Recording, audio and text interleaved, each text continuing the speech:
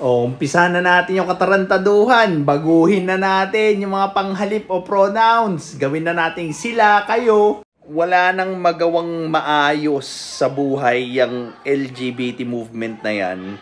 Kaya pati yung pronouns o panghalip, pinapakialaman na nila.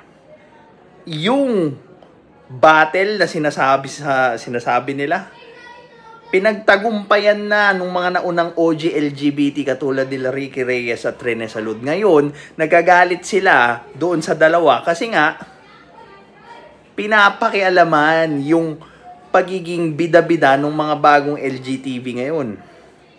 Alam mo yung they can use their minds para humanap ng ibang laban na mas worthy para sa oras, atensyon, lakas nila. But no, they chose na maging entitled, magreklamo sa mga bagay na hindi naman para sa kanila.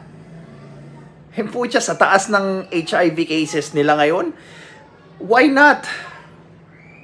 Why not put their efforts into finding a cure for HIV? No. They want entitlement na matawag silang woman dahil nga tingin nila, yun yung nararapat sa kanila. Entitlement. Diba? Pwede silang mag-contribute sa agriculture. But no. Mas gusto nilang mag-contribute sa HIV cases. Pwede silang mag-contribute sa education. Pero look at what they are educating people.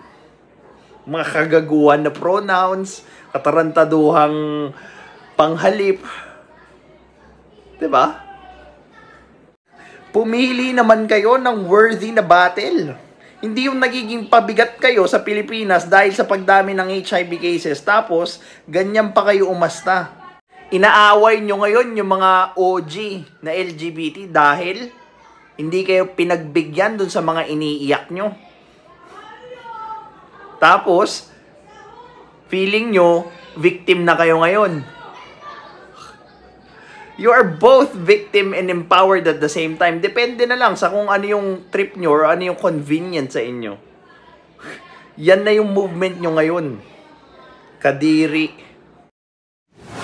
This is Pinoy Extreme.